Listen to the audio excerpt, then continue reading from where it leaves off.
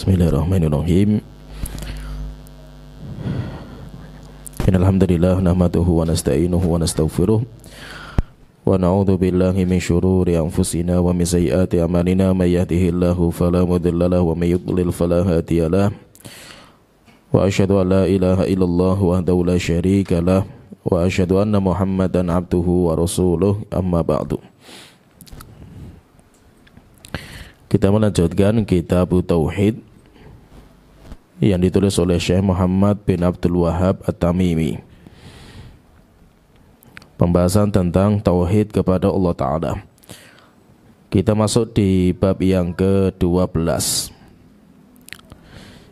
Bab yang ke-13. Bab minasyirki al-isti'adzatu bi ghairillah. Bab termasuk dari kesyirikan al-isti'adzatu bi ghairillah, berdoa minta perlindungan kepada selain Allah Ta'ala. Wa qaulillahi ta'ala, Allah Ta'ala berfirman di dalam surat Jin ayat ke-6, wa annahu kana rijalun minal insi ya'udzuuna birijali minal jinni fazaduhum rahaqa. Sesungguhnya ada di antara laki-laki dari kalangan manusia meminta perlindungan kepada laki-laki dari kalangan jin. Akhirnya mereka menambahkan bagi mereka penyesatan. Wa an Khawlata binti Hakimin, dan dari Khawlah binti Hakim radhiyallahu anha qalat, beliau berkata, sami'tu Rasulullah sallallahu alaihi wasallam yaqul, saya mendengar Rasulullah SAW beliau bersabda, man nazala manzilan, siapa yang bermalam di sebuah tempat, faqala, kemudian dia berdoa, a'udzu bikalimatillahi tammati min syarri ma khalaq, aku berlindung kepada Allah Ta'ala dengan perantara kalimat-kalimat Allah yang sempurna, min syarri ma khalaq, dari gangguan segala makhluk yang Allah ciptakan. Lam yadurruhu syai'un hatta yarhala min manzilihi dzalika.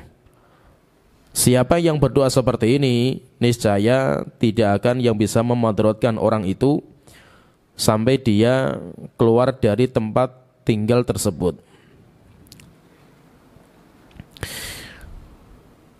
Ini yang dibawakan oleh penulis di dalam bab ini. Intinya dalam bab al-isti'adzah, meminta perlindungan kepada selain Allah Ta'ala termasuk kesyirikan, dan beliau membawakan dua dalil. Yang pertama ayat Al-Quran dalam surat Jin, yang kedua hadis sahih dikeluarkan oleh Imam Muslim. Al-isti'adzah, apa sih isti'adzah itu? Kita katakan di sini bahwa termasuk kesyirikan al-isti'adzatu bi ghairillah. Isti'adzah. Isti'adzah, jadi kalimat isti itu kalau dalam bahasa Arab itu artinya meminta. Istighfar. Kemudian nanti isti'anah, isti, jadi ada tambahan alif, sin, ta. Itu biasanya permintaan. Istighfar, meminta penghapusan dosa. Nah, jadi seperti itu. Biasanya bahasa Arabnya itu seperti itu. Berarti di sini isti'adzah berarti tolabul audzah. Tolabul audz, minta al-audz. Audz itu perlindungan. Berarti kalau perlindungan itu dari kejelekan, melindungi diri kita dari kejelekan. Dan nanti meminta perlindungan dari kejelekan itu ada dua. Ada yang dinamakan dengan isti'adzah, ada dinamakan dengan istighotsah. Jadi ada isti'adzah, ada istighotsah. Bedanya apa? Semuanya sama-sama minta perlindungan. Kalau yang satu dinamakan dengan audz, tolabul audz, minta audz kepada Allah Ta'ala. Yang kedua minta ghauts. Jadi ada audz, ada ghauts. Sehingga bahasanya dua, ada bahasa isti'adzah, ada namanya istighotsah. Sama-sama minta perlindungan. Ini semuanya masuk dalam bab doa. Apa bedanya? Bedanya kalau audz meminta perlindungan yang sifatnya isti'adzah. Isti'adzah adalah perlindungan dari kejelekan yang belum datang, yaitu kejelekan yang akan datang tapi belum, yaitu belum datang. Sedangkan kalau kejelekan sudah datang dan kita minta supaya diangkat kejelekan ini, itu yang dinamakan dengan istighotsah. Jadi kalau istighotsah itu kejelekannya sudah ada, kita minta perlindungan kepada Allah Ta'ala supaya Allah mengangkat yang sudah ada. Nah, itu dinamakan dengan istighotsah. Jadi kalau istighotsah itu kejelekannya sudah ada. Kalau isti'adzah kejelekannya belum, tapi akan datang. Nah di sini kita katakan di sini bab minasyirki al isti'adzatu bi ghairillah. Termasuk dari kesyirikan meminta perlindungan kepada Allah, kepada selain Allah untuk kejelekan yang akan datang. Nah, itu berarti maksudnya babnya itu nanti seperti itu. Dan tadi kita sebutkan bahwa isti'adzah termasuk dari doa. Termasuk dari doa. Nanti doa itu bermacam-macam. Doa itu bermacam-macam. Doa itu minta kepada Allah Ta'ala. Ada yang dinamakan dengan doa hajah. Doa hajah. Kita punya hajat kepada Allah Ta'ala. Hajat, yaitu permintaan. Kita minta apa sama Allah Ta'ala. Kemudian nanti ada doa namanya isti'anah. Minta pertolongan. Nah, isti'anah. Iyyaka na'budu wa iyyaka nasta'in. Kepada engkau kami beribadah dan kepada engkau kami minta pertolongan. Namanya isti'anah. Tolabul aun. Jadi itu namanya aun, itu pertolongan. Kemudian ada namanya isti'adzah, ada istighotsah. Berarti macam-macam doa itu. Kalau isti'anah itu juga hampir mirip. Cuma dia minta pertolongan. Bedakan nanti antara minta perlindungan, minta pertolongan. Kalau pertolongan, yaitu itu bahasa Indonesia, seringnya seperti itu. Kepada engkau kami beribadah dan kepada engkau kami minta pertolongan. Kan kita terjemahnya seperti itu. A'udzu, aku berlindung, minta perlindungan kan itu. Minta perlindungan. Jadi pertolongan dan perlindungan berbeda. Bedanya apa? Kalau pertolongan itu untuk kebaikan. Saya minta supaya Allah membantu saya untuk kebaikan, supaya saya itu bisa mendapatkan kebaikan, supaya saya itu bisa mengamalkan kebaikan. Itu namanya isti'anah. Sehingga tadi kita sebutkan di surat Al-Fatihah, isti'anah bagian dari ibadah. Iyyaka na'budu wa iyyaka nasta'in. Kepada engkau kami beribadah, kepada engkau kami minta pertolongan. Pertolongan apa? Pertolongan untuk bisa ibadah, supaya Allah membantu saya, tapi untuk mengamalkan kebaikan. Sedangkan minta perlindungan, a'udzu billahi minasyaitonir rajim. Misalkan a'udzu birabbil falaq, a'udzu. Kalimat a'udz ini minta perlindungan dari kejelekan. Tapi nanti kejelekan ada dua, ada kejelekan yang belum datang tapi akan datang. Itu yang dinamakan dengan isti'adzah. Kemudian ada kejelekan yang sudah datang dan kita minta dicabut sama Allah Ta'ala. Itu dinamakan dengan istighotsah. Nah, pembahasan kita di sini di bab yang kita akan bahas ini berkaitan dengan isti'adzah. Nanti bab berikutnya nanti akan disebutkan tentang istighotsah. Ya, jadi nanti ada bab hampir mirip. Yang ini isti'adzah, ini istighotsah. Hampir mirip babnya. Allah Ta'ala berfirman di sini di ayat yang pertama yang beliau bawakan. Allah Ta'ala berfirman di dalam surat Al-Jin ayat ke-6. Wa annahu kana rijalun minal insi. Sesungguhnya ada beberapa kelompok laki-laki dari kalangan manusia, ya'udzuna, mereka minta perlindungan kepada laki-laki dari jin. Fazaduhum rohaqa. Sikap seperti ini, perbuatan seperti ini membuat mereka semakin sombong. Jadi ini perbuatan syirik. Maka berarti bab yang dibahas oleh penulis itu bahwa meminta perlindungan dalam artian doa, yaitu berdoa minta perlindungan dari kejelekan kepada selain Allah Ta'ala, ini nanti termasuk bentuk kesyirikan. Ini yang beliau maksudkan. Nah itu dalilnya apa? Dalilnya dalam surat Jin. Nah ceritanya, kenapa kok Allah mengatakan seperti itu? Kebiasaan orang kafir Quraisy, orang kafir jahiliyah, Mereka kalau berjalan melewati tempat-tempat yang angker, maka nanti mereka minta perlindungan dari ketua suku dari jin. Yaitu minta perlindungan. Misalkan a'udzu bi siapa? Saya minta perlindungan kepada jin penguasa tempat ini, Simbau Reksa tempat ini, supaya tidak ada gangguan yang menimpa saya. Nah, orang-orang Arab jahiliyah, mereka kalau melewati tempat-tempat angker itu seperti itu mereka. Akhirnya Allah bantah perbuatan mereka bahwa itu enggak dibolehkan, itu termasuk kesyirikan dalam agama kita. Sehingga Allah Ta'ala mengatakan fazaduhum rohaqa. Maka mereka menambahkan mereka rohaqa. Rohaqa ini artinya dua. Bisa diartikan kehinaan, bisa diartikan penyimpangan. Maka nanti mereka menambahkan mereka, itu merekanya itu beda-beda.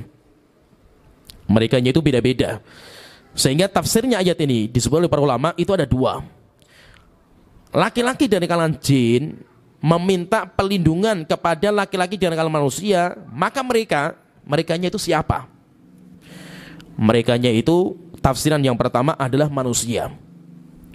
Manusia menambahkan bagi jin rohako. Rohako di sini artinya kesombongan, kecongkakan. Dengan sikap kita itu minta sama jin, dengan sikap kita merendah kepada jin, akhirnya membuat jin itu sombong, congkak, yang awalnya mereka ketakutan dengan kita. Karena hukum asalnya manusia itu takut dengan jin, itu takut dengan manusia. Ini hukum asal. Jadi hukum asal jin takut sama manusia.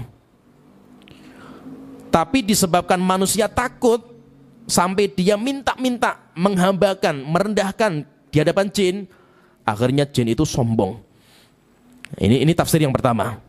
Jadi Allah Ta'ala berfirman dalam surat Jin, wa annahu kana rijalu minal insi ya'udzuuna birijali minal jinni fazaduhum.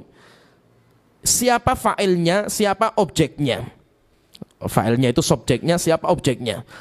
Maka pendapat yang pertama, subjeknya itu adalah manusia, objeknya itu adalah jin. Maksudnya manusia menambahkan kepada jin rohako, artinya kesombongan, kecongkakan. Ini yang pertama. Yang kedua, tafsiran kedua, fazaduhum rohako. Subjeknya adalah jin, objeknya adalah manusia. Sikap seperti itu membuat jin menambahkan bagi manusia kesesatan, penyimpangan, kesyirikan. Nah, jadi ini ada dua ini. Jadi fahami ya ayat ini. Wa annahu kana rijalun minal insi ya'udzuuna birijali minal jinni. Ada di antara laki-laki dari kalangan manusia, kalau melewati tempat-tempat yang angker, mereka minta bantuan sama Simbau Reksa, jin-jin yang berkuasa di situ. Si mbah ini tolong lindungi saya dari kejelekan yang ada di sini, sehingga supaya tidak melukai saya.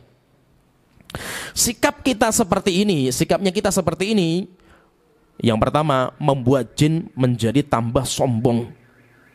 Ini yang pertama. Yang kedua, sikap seperti ini jin menambah kita semakin kufur dan syirik. Nah, sehingga ada dua. Yang menambah ini siapa? Kalau yang menambah itu manusia, berarti maksudnya menambahkan untuk jin kesombongan. Kalau yang menambahkan itu adalah manusia, jin, berarti jin itu membuat manusia semakin kufur. Nah, sehingga kalimat rohako dalam ayat ini itu artinya apa? Maka bisa diartikan rohako itu sombong, bisa diartikan rohako itu adalah penyimpangan, kesesatan, jauh, semakin jauh mereka dari Allah Ta'ala.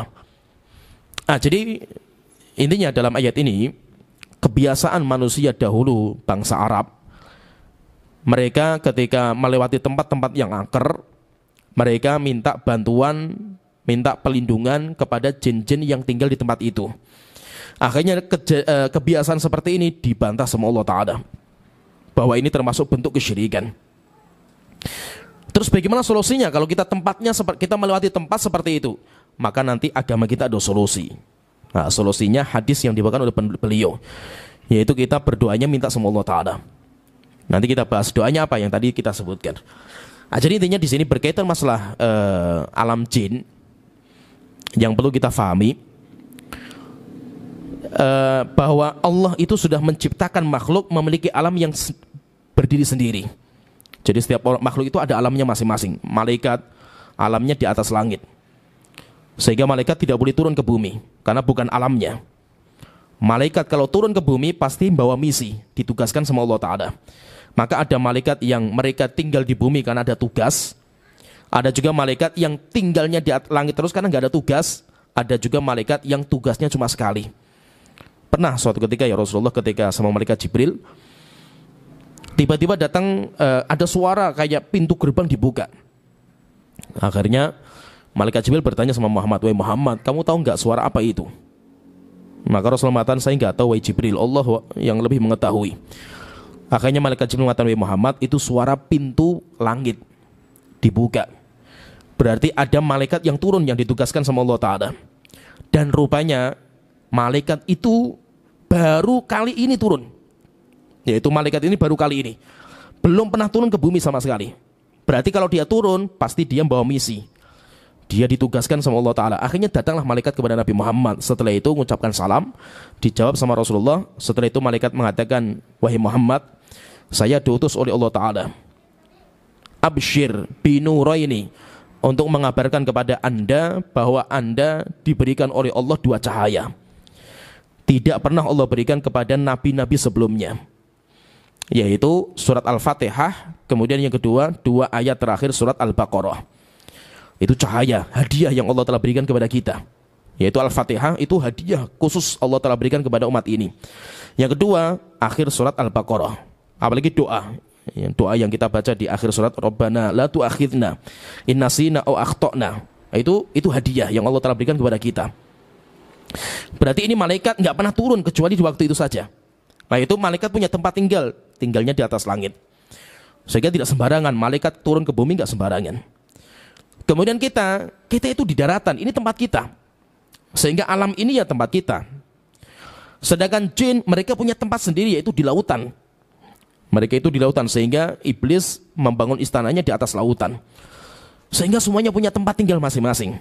Maka itu fahami bahwa alam kita ini, alam nyata yang kelihatan dengan mata, itu adalah alamnya manusia. Itu alamnya manusia. Maka jin tidak boleh masuk. Sehingga hukum asalnya, jin tidak boleh menampakkan diri di hadapan mata kita. Walaupun menampakkan. Kalau mereka menampakkan diri, zalim. Ibaratnya mereka itu maling, masuk di rumah kita tanpa izin.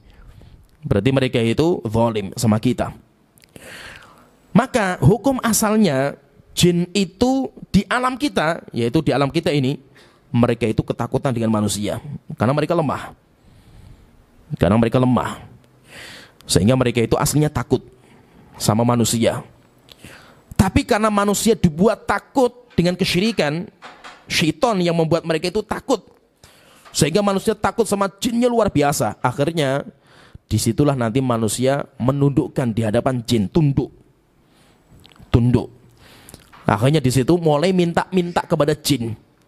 Ketika minta-minta kepada jin, ini yang dinamakan dengan kesyirikan. Sehingga syaitan memang dia akan arahkan manusia itu supaya takut sama jin.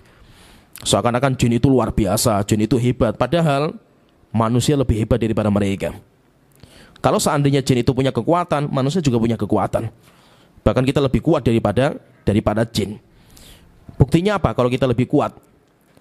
Ketika Nabi Sulaiman, karena Nabi Sulaiman bisa menundukkan semua, manusia, jin, binatang, demikian juga angin, itu tunduk sama Nabi Sulaiman. Ketika Nabi Sulaiman ingin mendatangkan singgasana Ratu Saba, karena kan Ratu Saba mau berkunjung ke istananya Nabi Sulaiman. Akhirnya kan Nabi Sulaiman bikin sebuah istana di atas lautan. Kemudian setelah itu Nabi Sulaiman ingin mendatangkan singgasananya. Ratu Saba singgasananya seperti apa? Akhirnya Nabi Sulaiman tawarkan, siapa yang bisa mendatangkan kerajaan Ratu Saba dalam waktu yang paling cepat? Wa qama ifritu minal jinni. Allah Ta'ala menyebutkan, maka berdiri jin ifrit yang paling kuat. Maka dia menawarkan, ana atika bihi qabla an taquma min maqamik. Wahai Nabi Sulaiman, akan saya datangkan singgasana Ratu Saba sebelum kamu berdiri dari tempat duduk kamu. Wa inni alaihi laqawiyyun amin, dan saya orang yang kuat, yaitu saya itu jin yang kuat dan saya terpercaya. Mampu ngangkat seperti itu, gampang bagi saya. Wa qala alladzi indahu ilmun minal kitab. Kemudian ada orang, ini bukan jin. Ada orang dan dia punya kitab, yaitu punya ilmu. Disebutkan bahwa sebagian ulama itu seketerasnya Nabi Sulaiman. Dia mengatakan ana atika bihi qabla ayyar tadda ilaika aftarfuk. Nabi Sulaiman, kalau saya bisa mendatangkan singgasana Ratu Saba sebelum mata kamu berkedip.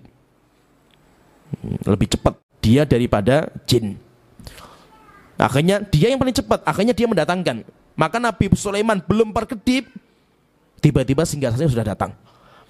Akhirnya ketika Nabi Sulaiman melihat singgasana itu, akhirnya Nabi Sulaiman bersyukur kepada Allah Ta'ala akan kekuatan dia, yaitu punya prajurit yang sehebat-hebat ini. Menunjukkan apa? Menunjukkan bahwa hukum asalnya manusia itu lebih hebat daripada jin. Sehingga jin itu pengikut kita, mereka itu di bawah kita. Maka tidak ada rasul dari kalangan jin yang menunjukkan mereka itu di bawah kita. Nggak ada rasul dari kalangan jin. Rasul, nabi itu semuanya dari kalangan manusia, tidak ada dari jin. Terus dari mereka siapa? Mereka juga ada yang menjadi juru selamat atau mendakwahkan kepada jin itu ada. Tapi mereka nggak punya nabi dan rasul. Tapi mereka dinamakan dengan nudhara, nazir, pemberi peringatan, atau ustadz lah, dai. Terus ngambilnya dari mana jin ini? Ya, dai-dai ini. Mereka ngambilnya dari nabi dan rasul dari kalangan manusia. Begitu Nabi Muhammad pernah didatangi sama ya kabilah jin. Jadi malam-malam Rasulullah sedang safar dengan para sahabat. Tiba-tiba malam hari Rasulullah nggak ada. Makanya ketakutan para sahabat, takut kalau Rasulullah diculik sama orang kafir Quraisy. Sampai pagi, sampai para sahabat nggak ada yang tidur, berjaga mereka. Nabi Muhammad kemana? Dicari kemana-mana nggak ketemu. Tiba-tiba ketika mau fajar, tiba-tiba Rasulullah pulang. Akhirnya ditanya, ya Rasulullah ada apa? Sehingga nanti malam itu dinamakan dengan Lailatul Jin, terkenal kisahnya. Malam Nabi Muhammad memberikan nasihat kepada para jin. Yaitu Rasulullah bercerita, tadi malam datang ketua jin kepada saya. Kemudian mereka mengabarkan bahwa jin-jin sudah masuk Islam, kabilahnya. Dengan dakwahnya salah satu juru dai yang masuk Islam kemudian mendakwahkan kepada kabilah itu. Kemudian mereka minta kepada saya untuk mendapatkan nasihat. Akhirnya saya ke sana. Dan saya nasihati mereka, jin-jin yang sudah masuk Islam. Akhirnya Rasulullah mengatakan, kalau kalian mau saya tunjukkan apinya mereka, kemudian bekas makanannya mereka saya tunjukkan. Akhirnya benar para sahabat seperti Abdullah bin Mas'ud dan yang lainnya pengen, ya Rasulullah, iya kita pengen ya Rasulullah. Akhirnya Rasulullah dibawa ke sebuah tempat lapangan besar. Kemudian Rasulullah tunjukkan, di sinilah jin-jin itu berkumpul. Kemudian di sini juga mereka menyalakan api. Dan saya memberikan nasihat kepada mereka. Sebelum subuh mereka setelah itu berpencar pulang ke tempat masing-masing. Itu maksudnya apa? Maksudnya ya mereka itu belajar agama. Maka jin itu banyak mendatangi majelis ilmu. Bahkan di pondok pesantren banyak jin belajar agama. Tetapi tidak ada di kalangan mereka yang diangkat menjadi nabi dan rasul. Menunjukkan apa? Menunjukkan bahwa jin itu di bawahnya kita. Maka jin itu hukum asalnya ketika melihat manusia itu ketakutan. Itu hukum asalnya. Apalagi kalau jin itu melihat manusianya itu beriman. Apalagi orangnya mukmin, orang bertakwa. Apalagi orangnya itu tawakalnya kuat kepada Allah Ta'ala. Maka jin itu ketakutan sekali. Nah itu sampai Rasulullah ketika ngomong sama Umar, wahai Umar, engkau itu manusia yang luar biasa. Ya, yaitu hebat kamu itu. Tidaklah kamu berjalan di sebuah jalan kecuali jin semuanya minggir. Dia pindah ke jalan yang lain. Kenapa? Karena hukum asalnya jin itu ketakutan sama kita. Tapi ketika kita itu takut sama dia karena syaitan yang mempengaruhi kita, sehingga sesuatu yang hina, yang lemah dibayangkan di pikiran kita seakan-akan itu hebat dan luar biasa. Akhirnya disitulah muncul rasa takut. Nah, rasa takut ini dimanfaatkan oleh syaitan untuk membuat kita semakin berbuat kesyirikan. Akhirnya kita nanti berkorban, akhirnya kita sesajen, motong kepala sapi, kemudian kambing atau ayam cemani disedekahkan atau disesajenkan kepada mereka. Kenapa? Karena rasa takut.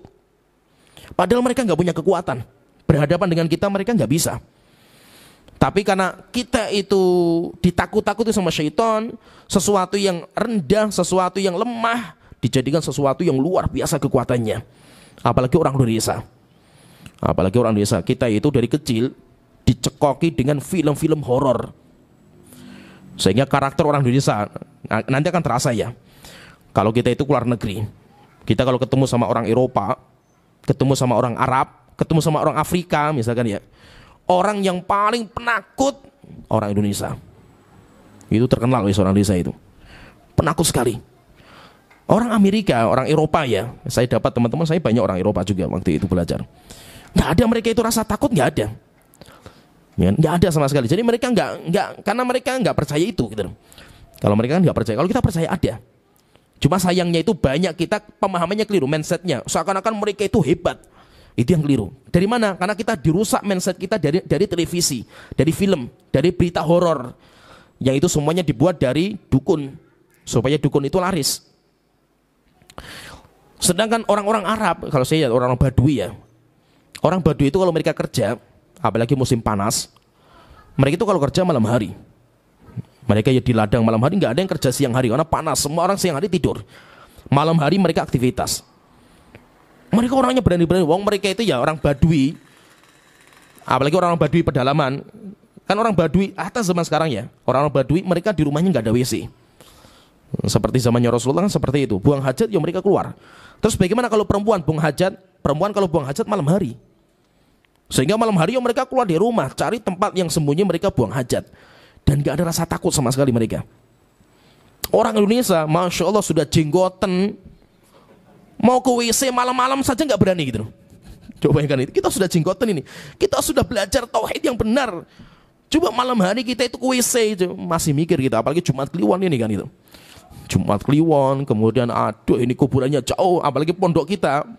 Pondoknya kita dulu di Yaman itu WC-nya jauh sekali gitu. Jadi orang Indonesia itu kalau mau ke WC itu nafasnya ngos-ngosan gitu. Jadi bukan, sudah ketakutan dulu itu. Gitu. Itu orang Indonesia. Dan orang Indonesia mayoritas seperti itu. Kenapa seperti itu? Rupanya mindset. Coba ya kita itu ya, hatta kita sudah ngaji ya.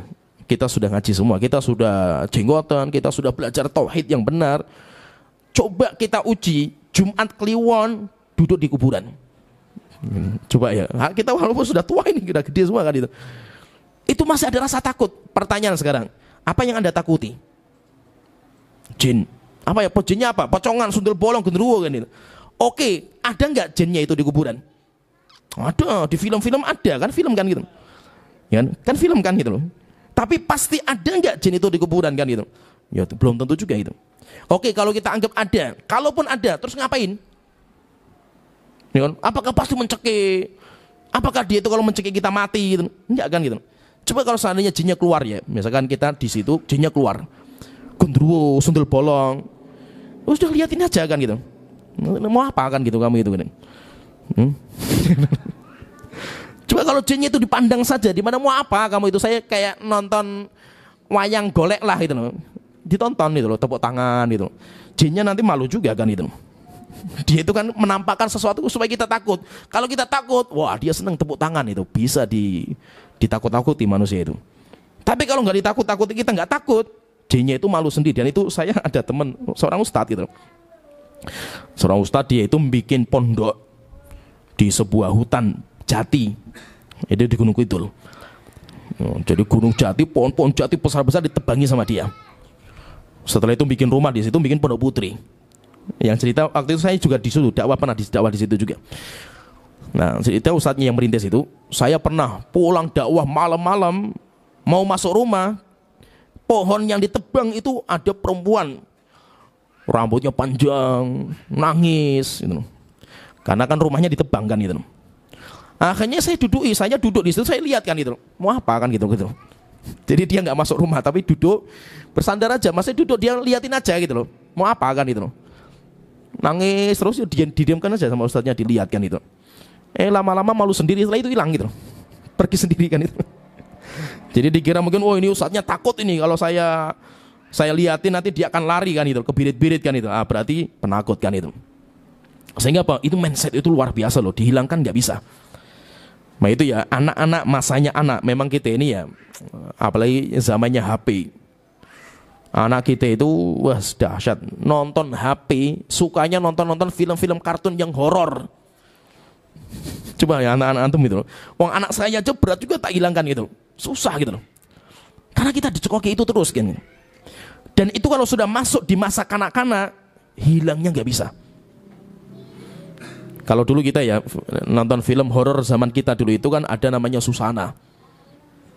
Film Susana kan, ngeri sekali itu. Sampai kita dulu itu karena nggak ada TV, zaman saya masih kecil itu, kita nontonnya layar tancap. Paham ya layar tancap dulu ya? Jadi layar tancap itu biasanya nontonnya di lapangan.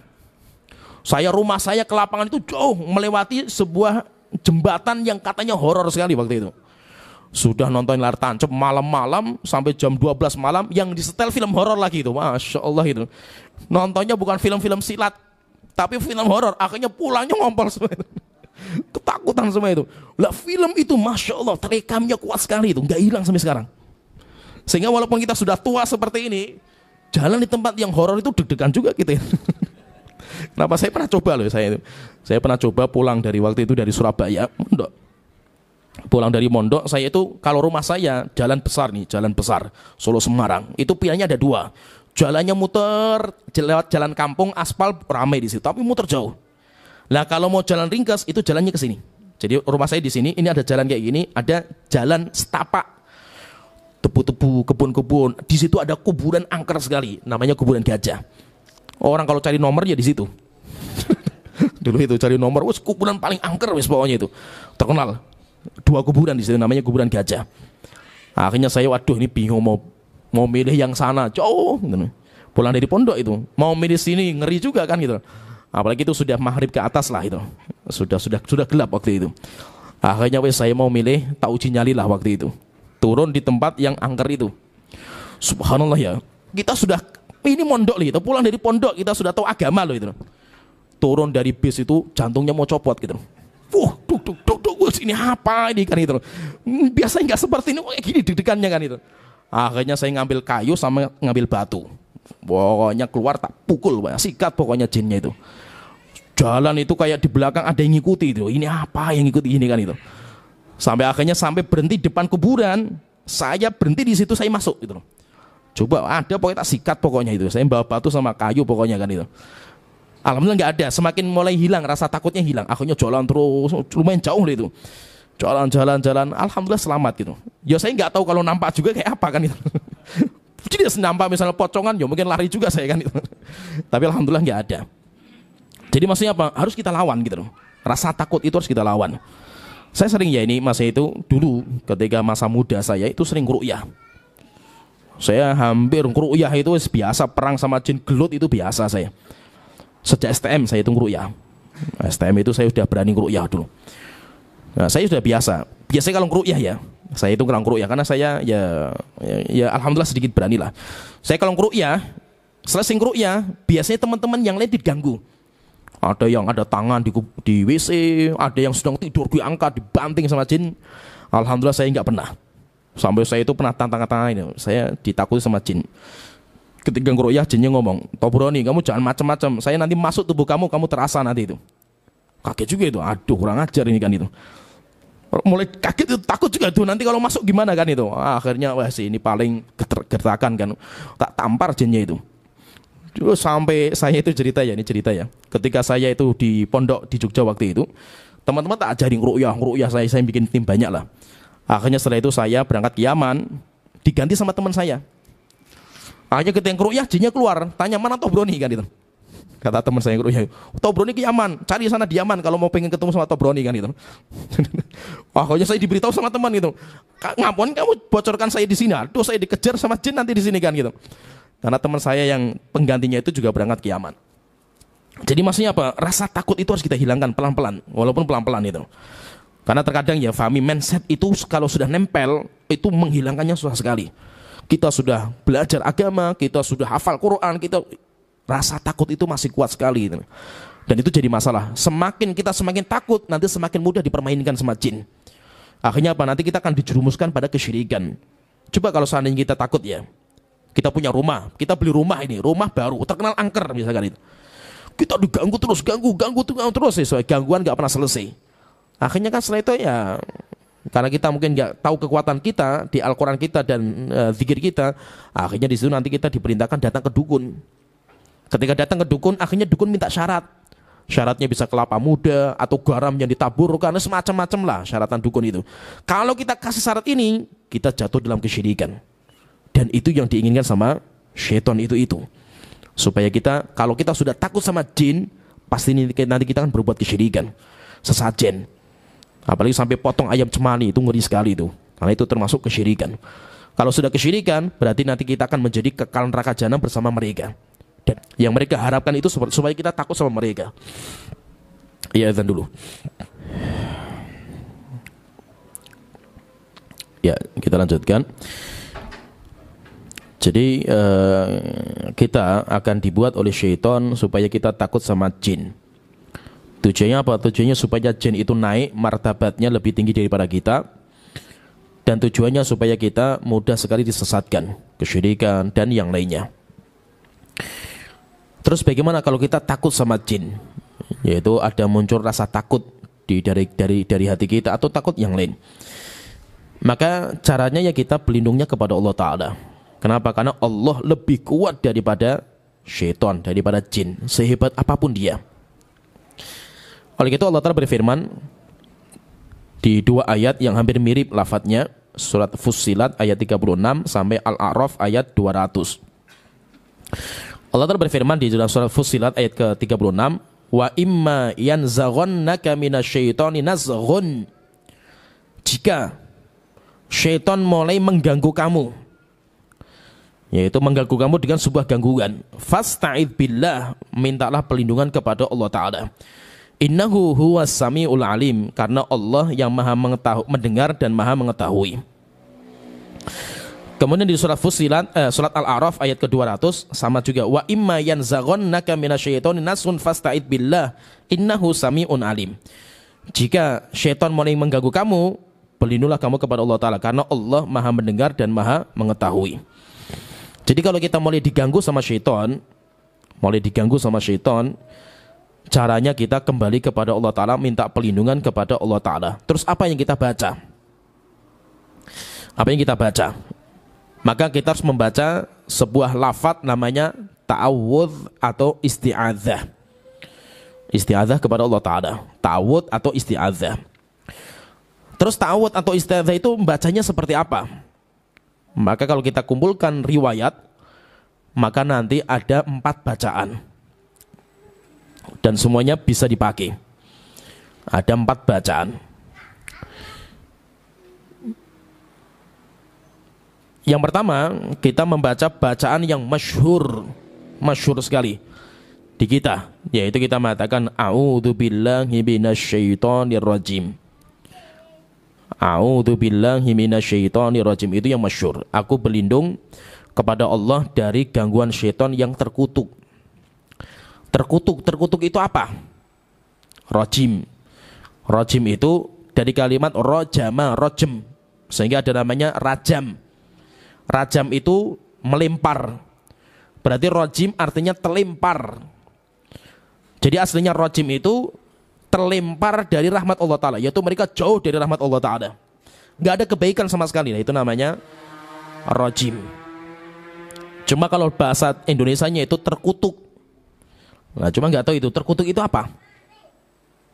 Terkutuk itu apa? Maksudnya apa? Orang ini dikutuk. Maksudnya dikutuk itu apa? Dikutuk itu apa? Antum orang Indonesia ini loh. Terkutuk itu apa? Hah? Dirubah jadi batu kok, dikutuk kan itu. Sama ibunya akhirnya jadi batu kan itu. Terkutuk itu apa? Nah, jadi aslinya itu kalau bahasa Arabnya itu rajim itu terlempar. Yaitu terlempar dari rahmat Allah Ta'ala, jauh dari rahmat Allah Ta'ala. Cuma yang enak memang bahasanya itu terkutuk. Cuma terkadang kita pun bingung maksudnya itu apa terkutuk ini. Jadi ini bahasa atau lafaz yang masyhur, a'udzubillahi minasyaitonirrajim. Ini lafaz yang masyhur. Kemudian yang kedua, lafaz yang kedua ditambahi dengan sami'ul alim. Sebagaimana kita ambil dari ayatnya tadi, innahu huwas sami'ul alim. Sehingga kita katakan a'udzubillahi sami'il alimi minasyaitonirrajim. A'udzubillahis samiil alimi minasyaitonir rajim. Aku berlindung kepada Allah yang maha mendengar dan maha melihat dari gangguan syaitan yang terkutuk, maha mendengar dan mengetahui. Ini yang kedua, bacaan yang kedua. Kemudian bacaan yang ketiga akhirnya ditambahi dengan 3 tambahan, min hamzihi wa nafthihi wa nafthihi. Nah, berarti kita katakan yang ketiga, a'udzubillahi minasyaitonir rajim min hamzihi wa nafthihi wa nafthihi. Itu bahasanya seperti itu. Min hamzihi, hams, bisikan. Wa nafthihi, nafkh, yaitu nafkh itu kayak dicekik kita ini. Wa nafthihi, nafthihi itu buhul, ikatan syaitan kepada kita. Sehingga kita katakan a'udzubillahi minasyaitonir rajim min hamzihi wa nafthihi wa nafthihi. Ada 3 yang kita berlindung dari gangguan syaitan. Kemudian yang keempat, ini yang paling lengkap. Yang paling lengkap, a'udzubillahi samiil alimi minasyaitonir rajim min hamzihi wa nafthihi wa nafthihi. Itu bacaan ta'awudz yang paling lengkap. A'udzubillahi samiil alimi minasyaitonir rajim min hamzihi wa nafthihi wa nafthihi.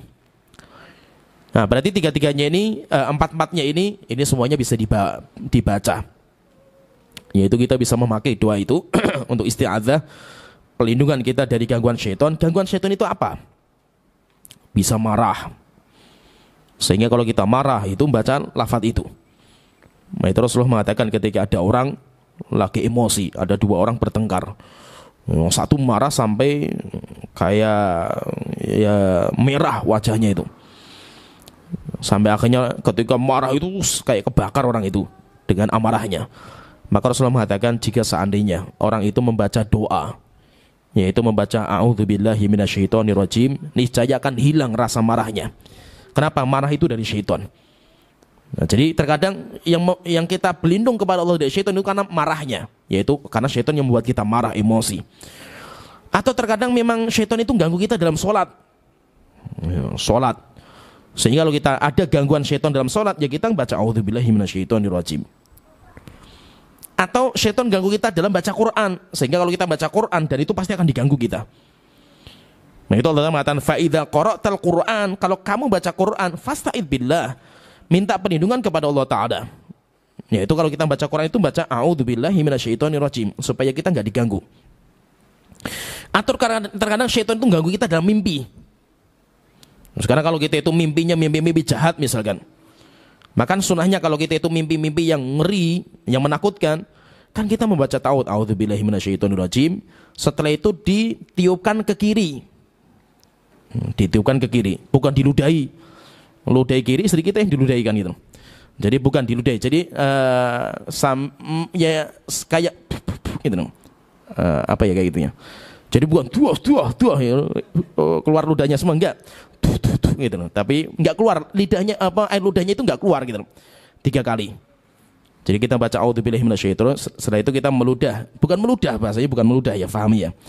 Tapi kayak meniup angin. Meniup angin 3 kali. Kemudian kalau bisa itu bergeser tempat atau bantal yang dibalik. Kemudian kalau kita mimpi seperti ini jangan diceritakan. Jangan diceritakan. Jadi terkadang syaitan itu bisa membuat kita takut dalam mimpi kita, itu bisa. Maka kita berlindung kepada Allah Ta'ala. Atau mungkin syaitan itu memang ganggu kita. Ganggu kita. Ya, ganggu apa saja, kelihatan gitu. Nah itu, syaitan itu bisa ganggu kita enggak sih? Itu bisa. Seperti misalkan rumah yang suwung, kemudian angker. Ada enggak seperti itu? Ada. Karena mereka juga butuh tempat tinggal. Syaitan itu juga butuh tempat tinggal. Jin-jin itu butuh tempat tinggal. Sehingga kalau rumah nggak dipakai, mesti nanti jin akan tinggal di situ. Demikian juga terkadang syaitan itu makan bersama kita, ya, dalam makanan kita. Kemudian juga terkadang ikut hubungan intim kita. Sehingga hampir semua itu kan kita minta perlindungan dari syaitan. Ya kan? Kalau kita masuk WC juga, ya kan? Kita selalu berlindung dari syaitan. A'udzubillahi gimana? Allahumma inni a'udzubika minal khubuthi wal khubaith. Khubuth jin laki-laki, khubaith jin perempuan. Jadi banyak tempat-tempat di mana jin itu akan membersamai kita terus. Sebagaimana kata iblis kepada prajuritnya, wasyarikhum fil amwali wal aulad. Campurilah manusia dalam menciptakan anak, yaitu hubungan intim. Mereka juga bersama kita. Demikian juga untuk mendapatkan harta. Jin bisa bantu kita dalam bekerja, bisa. Membersamai kita itu bisa. Nah, maka kita kalau ada gangguan-gangguan seperti ini, maka kita berlindung kepada Allah Ta'ala. Nah, jadi intinya ketika kita mulai diganggu oleh syaitan, kita kembalinya kepada Allah Ta'ala sebagai zat yang menciptakan syaitan, yang menciptakan jin. Jangan malah kita minta bantuan kepada rajanya jin atau kepada dukun. Walaupun dukun namanya bukan dukun lagi sekarang. Sekarang itu sudah nggak ada, hampir punah. Dukun yang dia itu namanya dukun untuk ilmu hitam, karena nggak laku. Nggak laku. Sekarang sudah pindah nama semua. Namanya ya ustadz, kiai, orang pinter gitu. Kemudian namanya pun sekarang bukan sihir. Mereka takut dengan nama sihir, nggak mau juga. Tapi nanti mereka itu ruqyah. Sehingga sekarang itu nama ruqyah itu rusak dengan perbuatan mereka. Yaitu orang-orang dukun-dukun, mereka semuanya namanya sekarang nama-nama Islami. Mereka namanya kiai, mereka namanya ustadz, namanya orang pintar. Demikian juga katanya bacanya Islami, bacanya zikir. Ya, akhirnya mereka mengatakan kami kan ilmu putih. Ya, kita mau ilmu putih, jingga kelabu sama saja gitu. Ya, mau ilmu putih sama semua, karena itu minta sama syaitan. Ya, mintanya sama syaitan. Selama itu minta sama syaitan, maka itu semuanya kesyirikan. Kenapa? Syaitan itu musuh kita. Iblis sudah memusuhi Nabi Adam sejak dari dulu. Dan iblis sudah bersumpah akan menyesatkan Nabi Adam dan anak keturunan. Itu sudah janjinya iblis. Sampai iblis minta sama Allah, wahai Tuhanku, fa'angzirni ila yaumi akhir. Wahai Tuhanku, tolong umur saya dipanjangkan sampai hari kiamat, supaya saya bisa sesatkan Nabi Adam dan anak-anaknya. Sampai akhirnya iblis bersumpah, wahai Tuhanku, la'atiyannahum, akan saya datangi anaknya Nabi Adam. Min baini aidihim wa min khalfihim, dari depan mereka, belakang mereka, wa an syama'ilihim wa an aymanihim wa syama'ilihim, dari kanan kiri mereka, akan saya sesatkan mereka, wahai Tuhanku. Fala tajidu aktsarahum syakirin, sampai nanti engkau, wahai Tuhanku, akan mendapatkan mayoritas anaknya Nabi Adam sesat, enggak bisa bersyukur. Dan itu janjinya iblis. Sehingga apa? Tidak mungkin syaitan membantu kita gratis, itu enggak mungkin. Tidak mungkin. Pasti ada tumbal, pasti ada bayaran. Dan bayaran itu apa? Mereka nggak butuh duit mereka. Yang butuh duit kan dukun. Dukunnya manusia butuh duit. Mereka jin nggak butuh duit. Yang mereka butuhkan kesyirikan kita. Karena kalau kita berbuat kesyirikan, kita nanti akan menjadi teman dia neraka jahanam kekal selama-lamanya. Itu yang mereka cari. Ya, itu yang mereka cari. Maka itu ketika orang sudah datang ke dukun, sampai akhirnya terjadi transaksi jual beli. Kan dinamakan jual beli dukun itu. Sehingga namanya pun mahar. Kan keren kan namanya kan itu. Mahar Islamnya itu. Kemudian khodam, namanya nama Arab semua gitu. Yaitu jinnya itu namanya khodam, itu nama Arab. Kemudian mahar, kemudian semacam-macam lah. Nah, jadi seperti ini semuanya kesyirikan. Mereka mengatakan enggak, kita kan enggak syirik, kita kan ilmunya ilmu putih. Mau ilmu putih, mau hitam sama. Kenapa? Karena Rasulullah tidak seperti ini. Kita diajarkan kalau kita punya masalah, kembalinya kepada Allah, bukan kepada syaitan, bukan kepada jin yang itu musuh kita. Tidak mungkin jin itu akan bantu kita secara gratis, nggak mungkin. Pasti ada tumbal, dan tumbalnya itu kesyirikan. Oleh itu ketakutan kita sama jin ini akan dipermainkan sama mereka, dipermainkan sama jin, sehingga nanti disitulah nanti kita akan dijatuhkan dalam kesyirikan.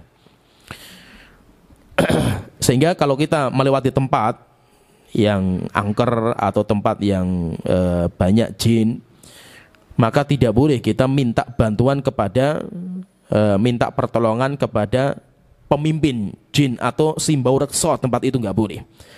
Mau pakai lesan, kalau di kita di beberapa tempat itu kan pakainya klakson. Lewat tempat yang misalkan jembatan, klakson dulu, atau ngelempar duit, ada juga seperti itu kan itu, supaya aman. Tapi tujuannya itu apa? Antum klakson itu tujuannya apa kan itu? Tujuannya kan supaya saya nggak diganggu sama Mbah Uresok di sini kan itu. Sama juga itu kan persyaratan. Itu persyaratan. Sehingga itu nanti bisa masuk dalam sesajen. Sesajen itu bentuknya beda-beda. Ya, bentuknya itu macam-macam. Bisa bentuknya itu ayam, bisa sapi, bisa buah, bisa apa saja. Nah, termasuk lafaz kita minta. Demikian juga terkadang perbuatan kita yang mengisyaratkan kita intinya itu minta bantuan kepada mereka, minta pertolongan kepada mereka, dan itu semuanya tidak dibolehkan. Kalau kita alhamdulillah orang muslim, kita punya Allah Ta'ala. Sehingga kalau kita punya ketakutan, ya kita mintanya kepada Allah Ta'ala. Terus apa yang kita doakan kalau kita itu mampir di sebuah tempat? Kalau kita itu bermalam di sebuah tempat atau kita mampir di sebuah tempat yang kita takut ini tempat ini, maka ya kita membaca doa seperti yang diajarkan sama Rasulullah. Yaitu hadis yang disebutkan sama beliau mengatakan wa an Khawlah binti Hakim, dari Khawlah binti Hakim radhiyallahu anha qalat, beliau berkata, sami itu Rasulullah sallallahu alaihi wasallam yaqul, saya mendengar Rasulullah bersabda, man nazala manzilan, siapa yang berhenti di sebuah tempat, mampir sebuah tempat, bermalam di sebuah tempat, kemudian dia membaca doa. Nah ini sebagai pengganti, kita jangan mintanya itu malah kepada jin, tapi kita minta kepada Allah Ta'ala. Lafadznya apa? Kita mengatakan a'udzu bikalimatillahi tammati min syarri ma khalaq. Aku berlindung dengan kalimat-kalimat Allah yang sempurna, min syarri ma khalaq, dari gangguan makhluk apa saja yang ada di sini. Kalau kita itu berdoa seperti ini, lam yadurrahu syai'un, tidak mungkin ada satu makhluk yang bisa mengganggu orang itu. Mau jin, mau binatang buas, binatang berbisa, nggak bisa.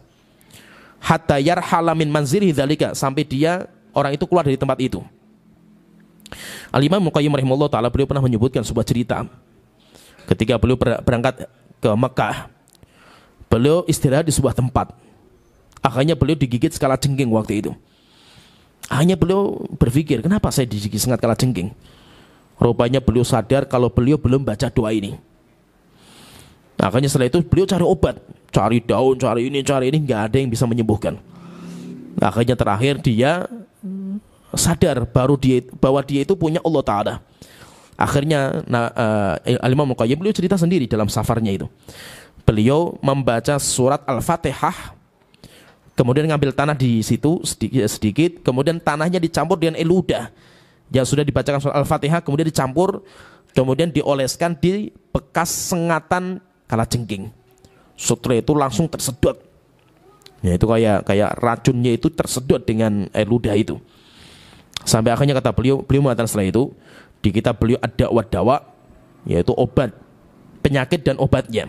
Maka setelah itu beliau mengatakan tidak ada obat yang paling mujarab terhadap penyakit apa saja kecuali Al-Quran. Dan Al-Quran yang terbaik adalah surat Al-Fatihah. Ini yang paling mujarab. Dan beliau praktekkan dan hasilnya luar biasa. Sehingga fahami di sini bahwa kalau kita bermalam di sebuah tempat apa saja, yang penting itu bukan tempat tinggal antum, kecuali kalau rumah kita. Kalau rumah kita setiap hari nggak dianjurkan kita doa seperti itu. Ini doanya ketika safar kita. Di mana kita ketika safar mungkin kita tidurnya di hotel atau kita mungkin tidurnya di rumahnya orang, kita nggak tahu kejelekan di situ.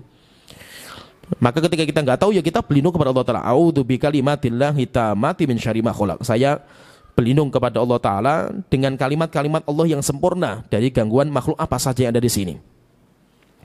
Apalagi di tempat-tempat yang kita nggak kenal. Tempat-tempat yang kita nggak kenal. Mungkin rumah kita itu mungkin banyak jin. Tapi jin sudah nyaman dengan kita, gitu. Sehingga jin tidak akan menampakkan dirinya karena dia sudah nyaman di situ dengan kita. Kayak binatang lah, gitu. Binatang kalau dia sudah nyaman dengan kita, ya sama lihat kita nggak ada masalah. Tapi ketika melihat ada orang baru, ya dikejar sama binatang karena dia belum terbiasa. Ya, demikian juga kita seperti itu. Kita mampir rumah teman, hatta teman, di situ mungkin banyak jin yang nggak nyaman dengan kita orang baru kan gitu. Maka bagaimana caranya? Ya kita baca doa ini. Maka ketika kita keluar di rumah kita dan kita bermalam atau kita istirahat, maka kita disunahkan untuk membaca doa ini. Dan itu memang Masya Allah ya, apalagi di tempat-tempat yang itu jarang ditempati. Hotel itu ngeri sekali. Apalagi hotelnya kuno, sepi lagi itu. Wes, rasanya itu Masya Allah itu. Rasanya itu ngeri dan terasa memang itu. Apalagi saya sering safar kan, ngisi daurah itu dulu kan sendiri terus. Wah, terkadang tinggalnya itu ya tempat-tempat kayak gitu itu, hotel tapi sendirian gitu, langut sekali, Masya Allah kan itu. Dan itu terasa memang itu, memang kayak kita masuk itu beda, auranya itu terasa ini, auranya nggak enak ini auranya itu. Saya kemarin juga kayak itu. Kemarin padahal kan ada si hakim kan itu. Nginep di sebuah hotel untuk guru kalau ada acara itu. Wah, ngeri sekali itu. Kuno, kotor gitu loh. Merinding lah orang masuk itu nyes langsung rasanya. Wah, ini rasanya kok nggak enak itu. Tidur nggak nyaman sama sekali itu. Walaupun ada AC itu nggak nyaman sama sekali itu. Akhirnya tidur ya wes baca Quran, sholat dulu ini itu saja itu. Auranya nggak enak sama sekali. Nggak enak, sampai saya tanya sama Kim, rasanya gimana Kim itu? Ngeri rasanya itu, ngeri itu. Padahal berdua loh kita tidurnya itu. Itu aja terasa itu. Apalagi kita sendirian. Ngeri. Nah itu kalau petunjuk dari Rasulullah itu kalau orang safar jangan sendirian. Karena kita nggak tahu musuh-musuh kita itu banyak. Kita itu nggak tahu kekuatan mereka yang pengen ganggu kita. Apalagi kalau kita itu bermalam di sebuah tempat di mana mereka nganggap kita itu ganggu mereka. Mereka akan membalas. Jadi jin itu terkadang ganggu kita. Ya kenapa? Karena mereka itu terkadang kayak membalas gitu. Kita itu dianggap sebagai pengganggu kita ini. Akhirnya kita akan dizalimi sama jin. Maka nanti banyak orang-orang seperti itu, ada sampai kerasukan jin, sampai gila, sampai yang lainnya. Oleh itu intinya kita itu punya Allah Ta'ala. Kita kembali kepada Allah Ta'ala. Dan Allah lebih kuat daripada segala sesuatu yang ada. Dan itu luar biasa loh. Kalau kita bentengi diri kita, bentengi rumah kita dengan itu, Masya Allah, luar biasa. Saya sering, masa itu kalau anak-anak, ya, jadi kalau kita bentengi diri kan baca doa ini. A'udzubikalimatillahi tammati min syarri ma khalaq. Kalau kita bentengi anak nanti ada doa sendiri. U'idzuka bikalimati tammah min kulli syaitonin wa hammah wa min kulli ainin lamah. Jadi kita baca doa. U'idzuka, saya bentengi engkau wahai anakku bikalimati tammah, dengan kalimat Allah yang sempurna, min kulli syaitonin wa hammah, dari gangguan syaitan dan binatang berbisa. Wa min kulli ainin lamah, dan dari gangguan mata jahat yang melihat. Anak-anak kita yang masih kecil kan mereka nggak punya kekuatan. Kita tiup kemudian kita usapkan. Kalau kita nggak hafal bacanya muawwidzatain, qul a'udzu birabbil falaq, qul a'udzu birabbin nas, itu sudah luar biasa juga. Kemudian kalau bisa rumah itu sering diruqyah. Itu kalau kita punya waktu. Kalau kita punya waktu harus seperti itu, sering diruqyah, sering dibacakan. Dan kalau sudah sering diruqyah, apalagi surah Al-Baqarah, apalagi kalau kita itu sedang ada masalah ya.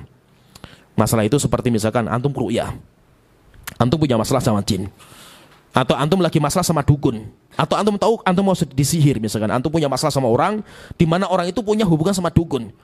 Caranya bagaimana? Bentengi rumah kita dengan bacaan surat Al-Baqarah. Nah itu saya ketika menikah, memang saya pensiun dari ruqyah. Saya waktu itu pensiun, saya nggak mau lah gitu. Kalau saya sih nggak ada masalah gitu, tapi anak istri saya belum tentu siap.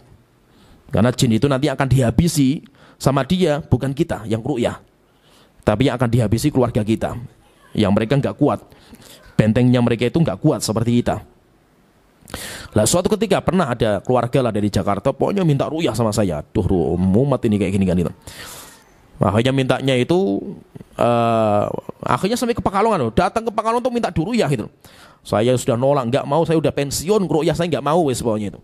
Akhirnya saya didatangi di rumah, pokoknya diruqyah saya itu. Jangan di rumah ngeri lagi saya ngeruqyah di rumah anak saya, istri saya gimana kan gitu. Akhirnya udah di rumahnya dia punya rumah di Pekalongan, udah saya datang ke sana. Saya tak ajak teman saya yang indigo. Antum yang bisa terawang, saya nggak bisa kan gitu. Akhirnya saya ngeruqyah, kata teman saya, Ustaz udah keluar jinnya itu. Terus gimana jinnya? Tapi jinnya nunggu antum di pintu gitu. Terus gimana itu? Kelihatannya lagi cari rumah antum di mana? Akhirnya langsung tak telepon istri saya itu. Saya biasa kayak gitu sama teman-teman yang indigo, sering tak manfaatkan seperti itu memang. Tak telepon, kamu harus baca Quran sekarang, kalau enggak bahaya ini kan itu. Dan banyak kasus seperti itu, orang ruqyah pulang ruqyah istrinya kesurupan. Pulang ruqyah anaknya dicekik. Dan itu banyak kasus seperti itu. Nah itu kalau saya sekarang kalau ada orang minta ruqyah itu biasanya tak ajari ruqyah mandiri. Cara ruqyah itu seperti ini. Dan itu yang terbaik daripada kita ruqyah bergantung sama ustadz. Jadi intinya memang terkadang kita itu punya musuh. Baik musuh tadi, jin tadi, atau musuhnya itu dukun. Seperti kita juru dakwah ya. Saya dulu ketika belum menikah, saya biasa datangi dukun, saya debat biasa saya. Kenapa saya seperti itu? Karena bapak saya dukun gitu. Jadi bapak saya dukun. Dan saya tahu ritual dukun itu kayak apa, saya tahu lah itu. Bapak saya kejawen. Kita juga dulu pernah belajar ilmu-ilmu perdukunan kan itu. Sehingga mau bicara ilmu brojo musti, merogo sukmo, puasa mute, puasa pati geni, apa saja kita dulu pernah praktekkan juga kita, karena kita orang kejawen. Saya biasa datangi dukun, tak debati. Saya dulu waktu masih bujangan biasa. Saya pernah ya, karena saking terkenalnya saya di kampung di Salatiga itu, saya biasa menghabisi pokoknya dukun-dukun. Lah saya membawa, waktu itu saya masih STM loh itu. Masih ruqyah belum ada waktu itu, belum terkenal lah itu. Nah, saya pertama kali bawa namanya ruqyah. Dan saya sering ngobati orang-orang itu. Tapi itu tak jadikan media untuk dakwah. Akhirnya banyak yang ya, alhamdulillah mulai tobat, kemudian mulai ngaji dan banyak. Saking terkenalnya itu, sampai preman, ada preman, ya namanya preman sosok terkadang kan itu. Mabuknya di kuburan, pulang-pulang matanya nggak bisa melihat satu kan itu, buta satu itu, kesambet lah istilahnya itu. Akhirnya minta sama saya, preman padahal itu Broni itu jagung ruqyah itu. Saya dipanggil, datang ke rumah saya bilang, saya nggak akan ruqyah kecuali semua teman-teman kau kumpulkan, preman-preman semua, kumpul semua preman itu banyak sekali, nggak pada sholat mereka kan. Saya ceramah masalah Islam, masalah ini, tak ceramah dulu lama 1 jam, baru saya ruqyah. Dan mereka itu melihat hasilnya langsung gitu. Karena saya waktu itu ya namanya juru dakwah ya, tawakal kita kuat sekali sama Allah Ta'ala. Dan langsung pengaruhnya, sampai cerita ya, ini cerita nyata ya. Jadi ada Pak Kades, ya tokoh lah itu, sakit parah, ngeri sakitnya itu, kepalanya besar, badannya kurus sekali. Diobatkan kemana-mana nggak sembuh-sembuh, sampai banyak dukun ini datang nggak sembuh. Akhirnya saya dipanggil, saya datang. Saya pokoknya ini dilihat banyak orang waktu itu. Saya dengan ini akan saya tampakkan bahwasanya Allah lebih kuat. Akhirnya saya ruqyah orang itu. Orang lihat semua, ruqyah itu apa? Padahal lihat semua, pengen tertarik, namanya orang kampung kan itu. Akhirnya saya bacakan surah Al-Baqarah. Subhanallah. Tak bacakan baru beberapa lembar itu, kepalanya langsung kimpes gitu. Kemudian langsung badannya itu mulai tubuhnya mulai besar lagi dan langsung bisa berjalan. Akhirnya di situ dukun mulai nggak laku. Akhirnya saya dimusuhi sama dukun-dukun kan itu. Tak datangi mereka, tak ada berdebat. Sampai pernah ya ini cerita ya, ada dukun terkenal. Biasanya kalau di kampung itu kalau orang mau berobat sama dukun itu, katanya dia punya singa putih lah istilahnya gitu, nggak tahu singa apalah itu. Paman saya itu kesambet, suruh saya ngantar ke dia. Akhirnya tak antar sekali. Saya pengen tahu kayak apa sih itu. Tak lawan orang itu kan itu. Akhirnya ketika saya sampai di rumahnya dia itu, saya membaca ayat kursi terus saya itu. Ini lagi berobat, saya membaca Allahu la ilaha illa huwal hayyul qayyum. Mentah wes nggak bisa. Obatnya dia nggak bisa sama sekali. Akhirnya jengkel kan Pak kiainya itu atau dukunnya itu. Akhirnya pindah rumah. Tapi saya nggak boleh ikut. Kamu di sini nak, kamu di sini. Ini mau diobati di rumah sebelah itu. Ya wes saya membaca ayat kursi terus kan itu. Akhirnya pulang selesai, paman saya sudah selesai diobati, saya masih baca terus pokoknya di rumah itu. Sampai akhirnya marah itu, melihat saya matanya penuh dengan kemarahan kan. Akhirnya setelah itu saya pulang, wah ini bahaya nih saya nih. Akhirnya sampai ke rumah, tak buka obatnya, isunya raja-raja, tak bakar. Tak lihatkan di depan paman saya, tak bakar nih gitu. Ini nggak boleh, ini syirik seperti ini. Kemudian tak nasihati, dan tak bakar, tak lawan dia itu. Dan dia nggak apa-apa, nyihir saya nggak ada masalah gitu, saya siap. Sehingga apa? Sehingga ya memang nggak mudah melawan hatta Nabi Muhammad ya. Cuma Nabi Muhammad sebagai juru dakwah, Nabi Muhammad kesihir, tembus. Yang nyihir beliau seorang Yahudi, sampai lama berbulan-bulan loh benar Rasul disihirkan itu. Nanti disembuhkan sama malaikat Jibril. Yang kedua, Nabi Muhammad mau dihabisi sama musuh-musuh dakwah dengan pandangan mata. Namanya penyakit ain. La yuzliqunaka bi absarihim lamma sami'u dzikr. Orang pengen mencelakakan kamu ya Muhammad dengan pandangan mata mereka. Sehingga apa? Kita sebagai juru dakwah musuh kita banyak. Enggak main-main musuh kita. Musuh kita ya mungkin mereka jin-jin, mereka dukun-dukun yang mereka enggak suka dengan dakwah kita. Karena dengan dakwah kita dukun enggak laku. Karena semuanya persaingan bisnis kan itu. Akhirnya kita ya siap-siap seperti itu. Kita siap-siap. Dan kalau kita bentengi rumah kita dengan Al-Baqarah, kita bentengi, kita bacakan, kita akan aman. Sekuat jin, sekuat dukun kayak apa kuatnya, tidak bisa menembus rumah yang dibacakan surah Al-Baqarah. Dan itu terbukti, di mana-mana terbukti seperti itu. Kalau kita misalkan merasa ini kok kelihatannya harus kita bentengi rumah kita karena kondisi seperti ini, maka ya bacakan surah Al-Baqarah. Nanti boleh juga, nanti sebagian ulama boleh juga nanti kita itu mengambil daun bidara, ditumbuk, kemudian di blender, kemudian diperas, kemudian sampai menjadi airnya itu sudah jernih, biru nanti warnanya, airnya itu hijau. Kemudian setelah itu nanti dibacakan surah Al-Baqarah di situ sambil rumah dibacakan. Setelah itu nanti disemprot dan itu hasilnya luar biasa. Hasilnya luar biasa. Bahkan terkadang ketika nyemprot kayak gitu itu, terkadang sampai ada bau-bau gosong. Dan saya pernah merasakan itu. Sampai ada bau gosong, sampai ada yang aneh, sampai piring ada yang jatuh. Saya pernah rasakan kayak itu. Rumah saya yang saya tempati dulu sama istri itu rumah angker, rumah tua. Dan saya pakai cuma setengahnya nggak tak pakai. Karena cuma saya sama istri sama anak. Sehingga saya bikin dapur sendiri di depan, bikin WC sendiri di depan. Akhirnya rumah belakangnya, dapur, WC semua, tempat jemur baju nggak pernah saya injak sama sekali. Dan itu ngeri sekali. Banyak orang diganggu di situ. Tapi alhamdulillah kalau saya nggak pernah. Saya pernah ini cerita ya. Saya sudah pulang dakwah malam-malam. Saya biasa istri saya itu kalau saya dakwah dulu itu tak antar ke rumah mertua. Nanti saya pulang baru tak jemput, tak bawa ke rumah. Sehingga rumah itu untuk tidur malam hari tak. Padahal aktivitas saya itu dari subuh itu sudah keluar semua dari rumah kan itu. Nah, pernah ini cerita ya. Ini nyata loh ini. Itu ceritanya berkali-kali di rumah itu, tapi ya ada yang pas saya masih di situ, ada juga seringnya kalau saya nggak ada, istri saya sendirian. Terkadang piring pecah, terkadang sampai piring atau gelas itu pecah di tengah rumah, jedier, pecah gitu. Saya pernah jam 12 malam, saya lihat di jam 12 malam, saya kan beli mainan untuk anak pedang-pedangan itu, bunyi sendiri.